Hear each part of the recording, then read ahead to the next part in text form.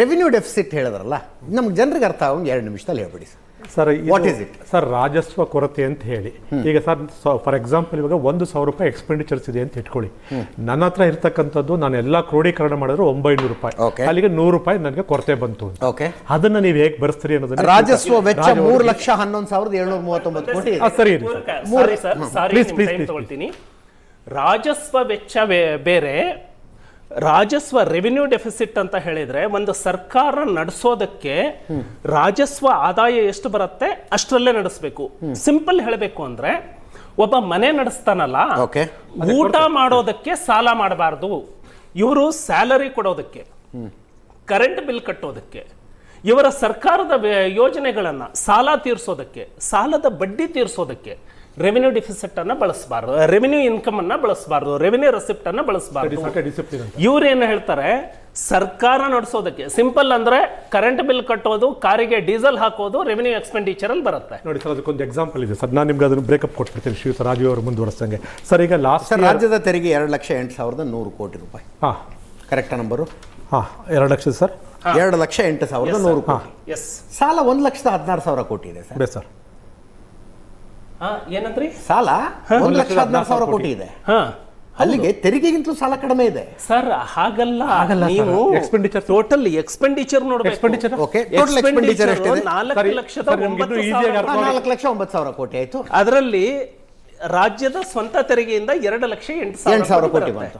ಸಾಲ 1,15,000, ಅದು 3,15,000 ಆಯ್ತು.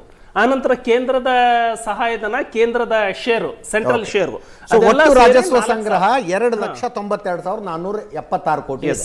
ಅದಕ್ಕಿಂತ ರಾಜಸ್ವ ವೆಚ್ಚ ಜಾಸ್ತಿ ಆಗಿದೆ. ಇದು ಆರ್ಥಿಕ ಶಿಸ್ತು ತಪ್ಪದಂಗೆ ಅಂತ ಹೇಳ್ತಿದ್ದಾರೆ ಸರ್. ಇದನ್ನು ಇನ್ನೂ ಸರಳವಾಗಿ ಅರ್ಥ ಮಾಡ್ಕೋಬೇಕು ಅಂದ್ರೆ ಸರ್, ನಮ್ಮ ಸಾಲ ಈ ವರ್ಷದ ತಗೋಣ ಸರ್ 1,16,000 ಕೋಟಿ ಸರ್. ಈಗ ನಮ್ಮ ಗ್ಯಾರಂಟಿಗೆ ಎಷ್ಟು? 51,000 ಕೋಟಿ ಚಿಲ್ಲರೆ ಇಟ್ಕೊಂಡಿದ್ದಾರೆ. ಸೊ ಆಯ್ತು. ಕ್ಯಾಪಿಟಲ್ ಎಕ್ಸ್ಪೆಂಡಿಚರ್ಸ್ ಎಷ್ಟು? 71,000 ಕೋಟಿ. 68,000 ಇಟ್ಕೊಳ್ಳಿ ಸರ್. ಎರಡನ್ನೂ ಆ್ಯಡ್ ಮಾಡಿದ್ರೆ ಎಷ್ಟಾಯಿತು? ಸಾಲದ ಅಮೌಂಟ್ ಬಂತು ಅಲ್ಲಿಗೆ. ಲಾಸ್ಟ್ ಇಯರ್ದು ಎಷ್ಟಿತ್ತು? 52,56 ಇತ್ತು. 52,000 ಗ್ಯಾರಂಟಿಗಿತ್ತು, 56,000 ಕ್ಯಾಪಿಟಲ್ ಎಕ್ಸ್ಪೆಂಡಿಚರ್ಸ್ ಇತ್ತು. ಎರಡನ್ನೂ ಆ್ಯಡ್ ಮಾಡಿದಾಗ ಎಷ್ಟು ಬಂತು?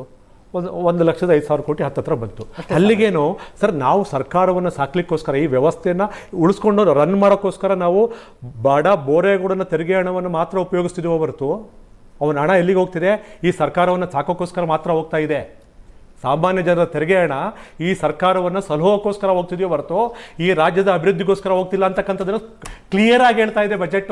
ಲಾಸ್ಟ್ ಇಯರ್ ಬಜೆಟ್ ಅದನ್ನು ಹೇಳ್ತಿದೆ, ಈ ವರ್ಷದ ಬಜೆಟ್ ಅದನ್ನು ಹೇಳ್ತಿದೆ. ಸಾಮಾನ್ಯ ಜನರು ಏನು ಕೊಡ್ತಾ ಇದ್ದಾರೆ ತೆರಿಗೆ, ಆ ಹಣ ಯಾವುದೇ ಕಾರಣಕ್ಕೂ ಕ್ಯಾಪಿಟಲ್ ಎಕ್ಸ್ಪೆಂಡಿಚರ್ಸ್ಗೆ ಹೋಗ್ತಾ ಇಲ್ಲ. It is very clear. ಸಾಲದ ಸರ್ ಅಲ್ಲಿಗೆ ಗಂಭೀರವಾದ ಆರೋಪಗಳದು. ನಾನು ರಮೇಶ್ ಬಾಬು ಅವರ ಹತ್ರ ಅಲ್ಲ ಅದು ಕೇಳ್ಕೊಳ್ಳಿ. ಇದು ಒಂದು ಆಯ್ತಲ್ವ ಸರ್. ಈಗ ನನಗೆ ಸನ್ಮಾನ್ಯ ಸಿದ್ದರಾಮಯ್ಯ ಅವರ ಈ ಬಜೆಟನ್ನು ಸರ್, ಈಗ ಅವರು ದಾಖಲೆ ಪ್ರಮಾಣದ ಬಜೆಟನ್ನು ಮಂಡನೆ ಮಾಡಿದ್ದಾರೆ, ನಾನು ಅಭಿನಂದಿಸ್ತೇನೆ, ಅದ್ರ ಬಗ್ಗೆ 2 ಮಾತಿದ್ದಿಲ್ಲ. ಆದರೆ ಈ 2 ವರ್ಷದ ಬಜೆಟು ಅವರ ಜೀವನದಲ್ಲಿ ಒಂದು ಕಪ್ಪು ಚುಕ್ಕೆ ಸರ್. 2 ವರ್ಷ ನಾನು ಹೇಳ್ತೀನಿ ಸರ್ ಇದನ್ನು. ಯಾಕೆಂತಂದರೆ ಸರ್, ನಿಮಗೆ ಏನಾಗಿದೆ, ಈ ಬಜೆಟ್ ಇವತ್ತು ಸರ್ಕಾರವನ್ನು ಹೇಗೋ ಯಥಾಸ್ಥಿತಿಯಲ್ಲಿ ಕಾಯ್ಕೊಂಡು ಹೋದ್ರೆ ಸಾಕು, ಇವರು ಕೊಟ್ಟಿರ್ತಕ್ಕಂಥ ಗ್ಯಾರಂಟಿಯನ್ನು ಕೊಟ್ಟರು ಸಾಕು ಅನ್ನೋ ಪರಿಸ್ಥಿತಿಯಲ್ಲಿ ಸರ್ಕಾರ ನಡೆಸ್ತಿದೆ. ಎಂದಾರನ್ನು ಒಂದು ಸಲ ನಮ್ಮ ಒಂದು ತೆರಿಗೆ ಹಣದಲ್ಲಿ ಒಂದು ಡೆವಲಪ್ಮೆಂಟಲ್ಲಿ ವರ್ಕ್ ಮಾಡಿರ್ತಕ್ಕಂಥ ಎಕ್ಸಾಂಪಲ್ ಅನ್ನ ಇವ್ರು ಕೊಡ್ಲಿಕ್ಕಾಗತ್ತಾ? ಈ ಬಜೆಟಲ್ಲಿ ಕೊಡ್ಲಿಕ್ಕಾಗತ್ತಾ? ಎಂದಾರು ಇತ್ತ ಈ ಪರಿಸ್ಥಿತಿ?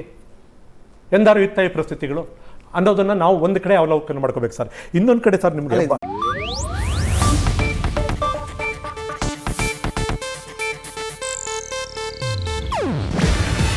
ಇದು ಏಷ್ಯಾನೆಟ್ ನ್ಯೂಸ್ ನೆಟ್ವರ್ಕ್ ಪ್ರಸ್ತುತಿ.